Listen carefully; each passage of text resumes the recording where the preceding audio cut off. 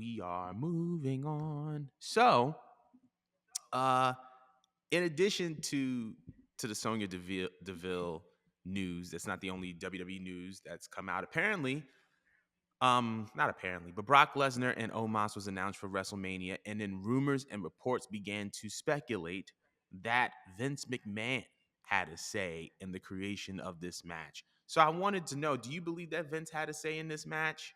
Um, or Match do you was. Brock Lesnar versus Omos? Do you think that he Ooh. had a say in this match? Do you think that he was the one that publicly pushed for it?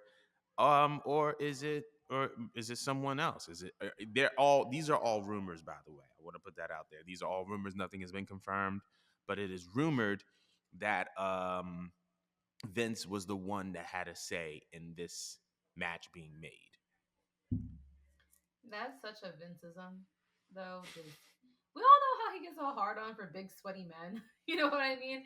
And I mean, I'm personally not impressed by Omas at all. Like he doesn't Mm-hmm. do anything for me.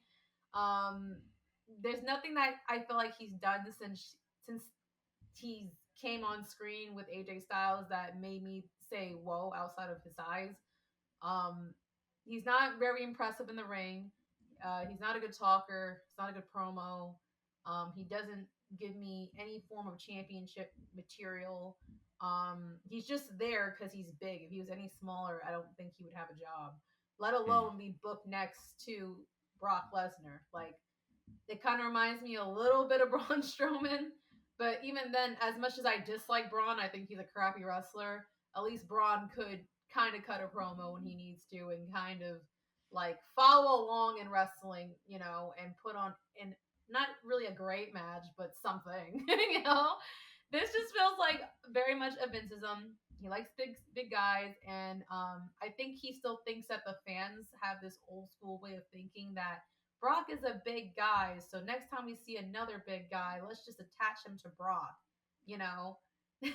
And it's not really like that anymore. I feel like we all as fans, especially with the new generation of fans, have grown out of this obsession of like all wrestlers need to be these big giant men like the Undertaker and Kane and stuff like that. Like we're kind of cool at watching Brock work with anyone because Brock has proved that he could work with anyone. It's actually more fun to me to watch him wrestle with small guys because he be slinging them across the Mm. ring. You know what I mean?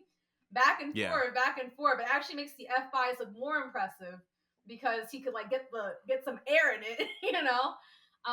So yeah, I kind of think that is a Vinceism, and I'm not looking forward to seeing it if it is a match. I don't think anyone wants to see that. What do you think? I yeah, yeah. I do think so. Also, I wanted to say because you brought it up, and I just wanted to say in the words of Big E, big meaty men slapping meat. But that we all know Vince has a thing for big guys in wrestling. We all know that he has a thing for seeing muscular, larger men compete because traditionally that was the spectacle. And I think that that's what gives this context, right? I think that if you don't make that known, right? People are just going to assume, oh, he just has an obsession. No, traditionally, a lot of the biggest fights in wrestling, specifically in the 80s, even a little bit in the 90s and the 2000s, involved muscular men because those muscular men were seen as spectacles. Muscular men and tall men. We can go with Terry Bollea. I'm not calling him by his wrestling name. Terry Bollea. We could talk about Andre the Giant. We could talk about Macho Man, Ultimate Warrior. We can even talk about Rock and Stone Cold in a way. We could talk about Triple H.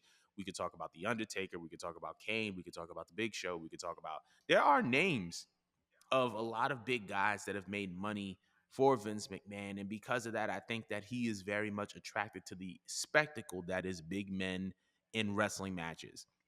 Now, the reason why I think this is such a Vince thing is because this came out of nowhere.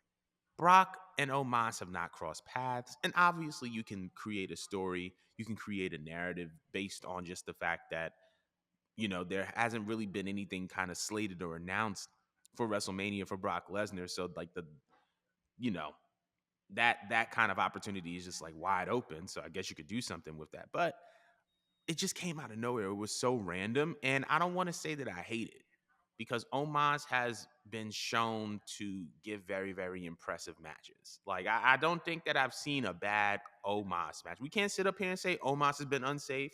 We can't sit up here and say Omos has been, bad or whatever. He's paired with MVP, so he has somebody in his corner who's But good on how the many mic. good matches? 'Cause I can't I name don't one. think. Yeah, same. Like but I just I'm not saying that I'm not saying that he's a Seth Rollins. I'm just saying he's not a Ronda Rousey. You know what I mean? So the ground is pretty neutral there in that sense. Nobody's been injured because of Brock Lesnar. I mean, not Brock Lesnar, because of Omos. Nobody has like had any negative things to say about him in like backstage heat or something like that. So I'm pretty neutral on it. And I want to see where this goes. But I definitely think that this is a sign that Vince McMahon has more control than we think he does. And I think that you alluded to it weeks ago that you don't trust that man, and that Wow. you and that he's gonna make his way to have control over certain things. And yeah, that's just like my little take on it. But I want to know what y'all feel about Omos and Brock Lesnar. Is Vince McMahon back in the creative saddle, or is this just a one match, one time thing? But we're going to move the heck